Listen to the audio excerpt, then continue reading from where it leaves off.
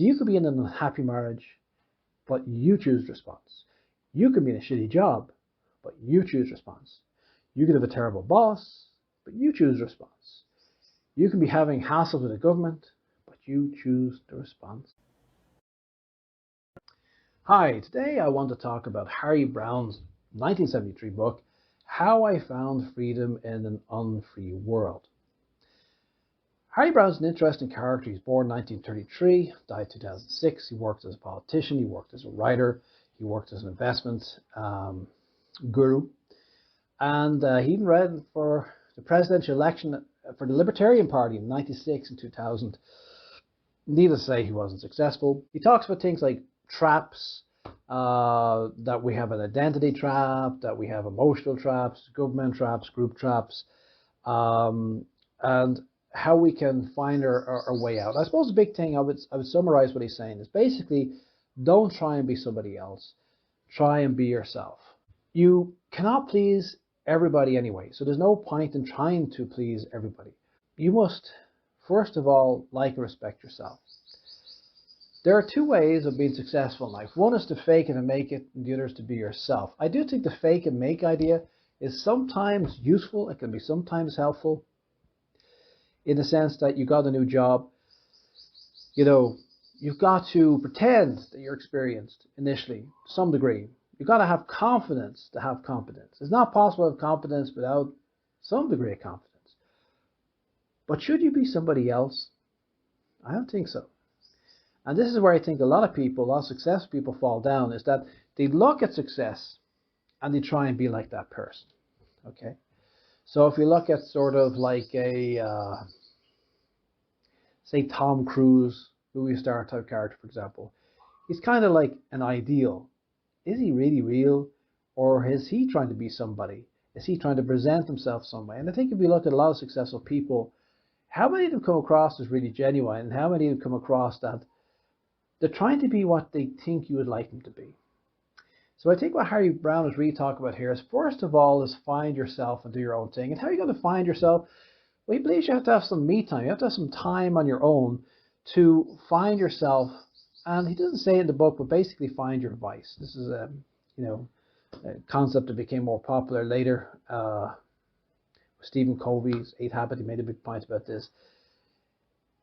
If you want to stand up for yourself, and this is again some of the traps that he talks about, don't presume that the government's going to look after you. Don't necessarily believe that society is going to look after you. Ultimately, you have to look after yourself. Now, that doesn't mean we have to think that we're living in an uncaring world and nobody gives a damn about us. But it would be foolish to think that the government's going to take care of us. It's foolish to think that other people are going to take care of us. Specifically the government, because the government's a funny organization. The government, politicians, people complain to politicians go to parliaments, and they agree to create a new law to help in a certain situation. And then they create governmental bodies to act on those situations. And then they have their kind of agenda. And the kind of thing is kind of mechanical. It's good in a way. People get some representation, but it's not focused on the individual. Okay, it's focused on a whole group of people. And then somebody complains, and then they go back to Parliament again and make some little change to make it a little bit better for those other people who felt left out, and so on and so forth. But never presume the government's going to look after you. Never presume your family members or friends are going to look after you. You have to look after yourself. And I think it's the primary area of this book, is finding out who you really are and becoming strong in yourself, in who you really are. And how does this tie into the concept of freedom? Well, you know, the concept of freedom is that if you don't believe you're free, you cannot be free. If you feel bound by society, the rules and regulations of society, the norms of society, like one of the ideas he talks about is not to get too focused on whatever the burning issue is today, because in each decade there's a burning issue, and some people kind of destroy their lives by becoming so much activist, in the sense of, it's not that we shouldn't be activists sometimes, but is it worth the effort? That would be a big theme of this book. Is it worth your effort to be an activist?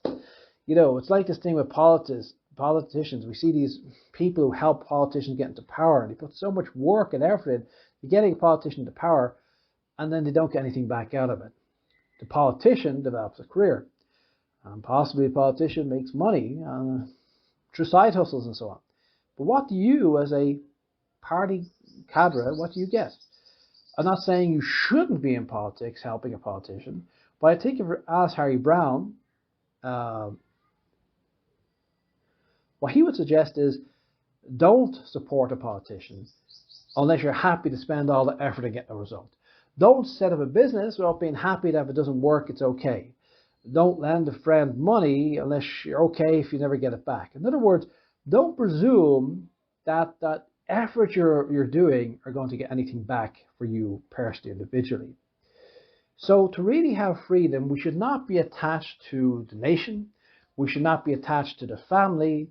We should not be attached to the outcome, because each of these in their own way are traps. Now, this could be seen then as cynical or perhaps sarcastic. I don't really think that's where he's getting at. I think where he's getting at, and remember, the guy's libertarian, so it's mainly about we should be self-promoting, self-evolving, free to do our thing and get on with things, and things will work out well when we're all competitively doing our own thing. So that's kind of the libertarian viewpoint.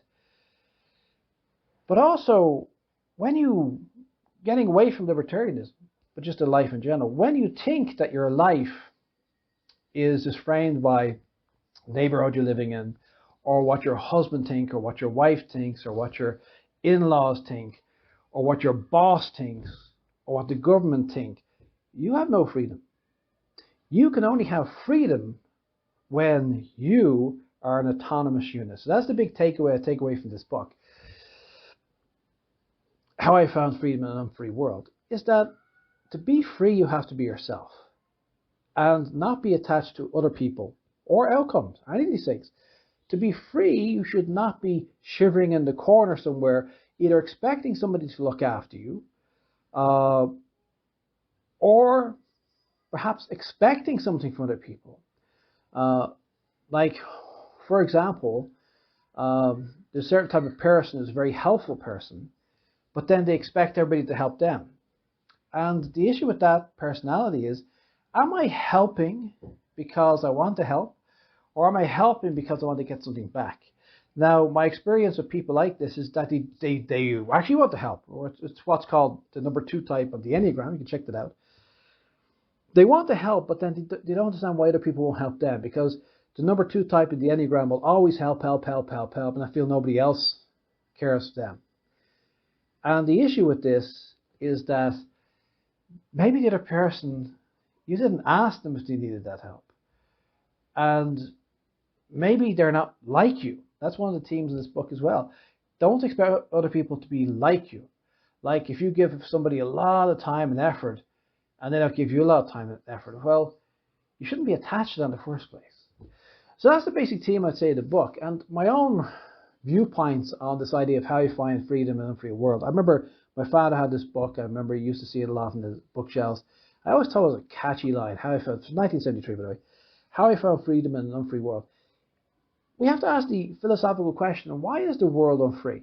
Now, of course, there are certain countries which still have slavery, or people are in a poverty trap, for example, or there's wars going on. I can think of those 3 occasions whereby you're an actual physical slave, or a financial slave, or a slave to a terrible situation like a very tyrannical government or war. These 3 things would definitely impede your freedom.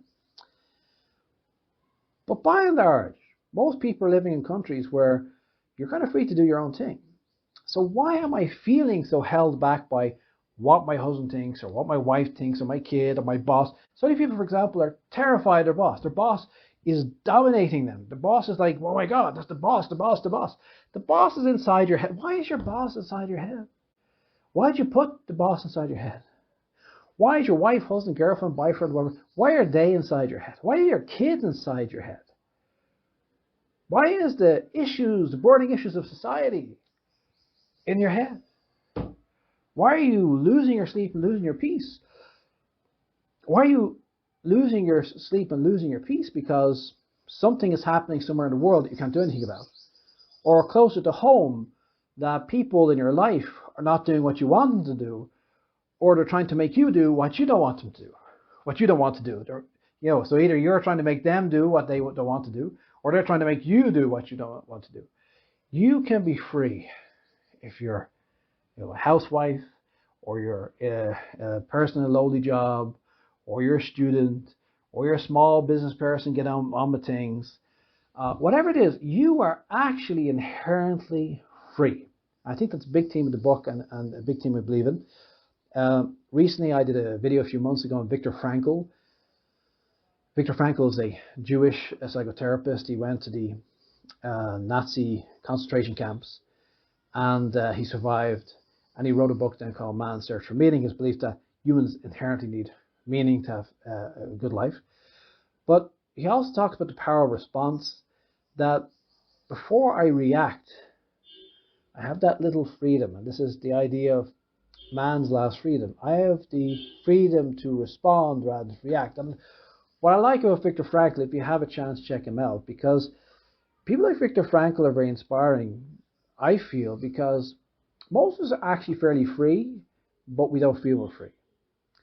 And then you look at a guy like Viktor Frankl, and he's in one of those three areas I talked about earlier: the physical slave, the financial slave, and the slave to a tyrannical government or war situation. He's in that war situation, tyrannical government situation within.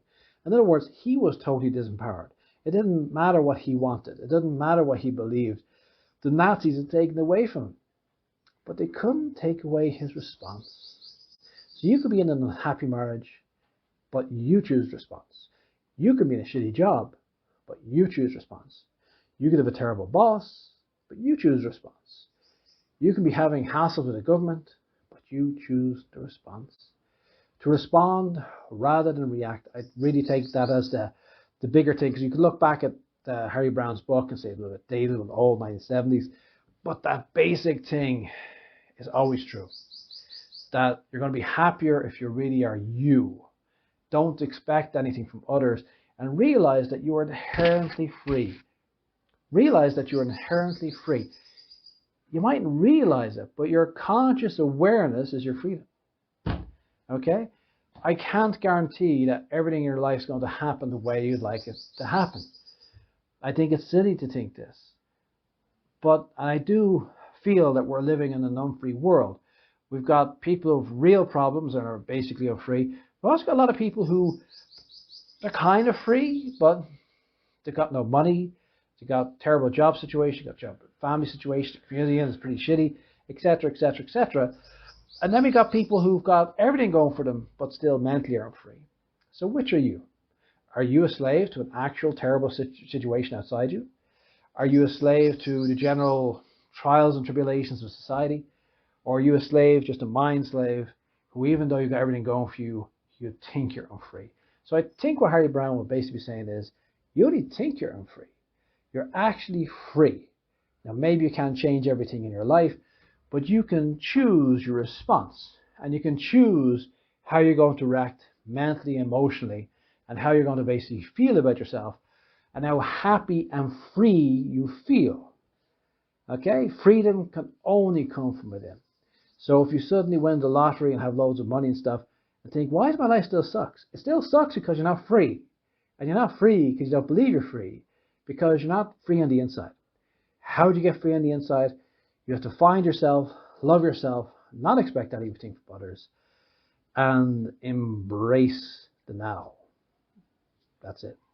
Okay, I hope you like this video. Please like and subscribe if you do, and I'll talk to you next time.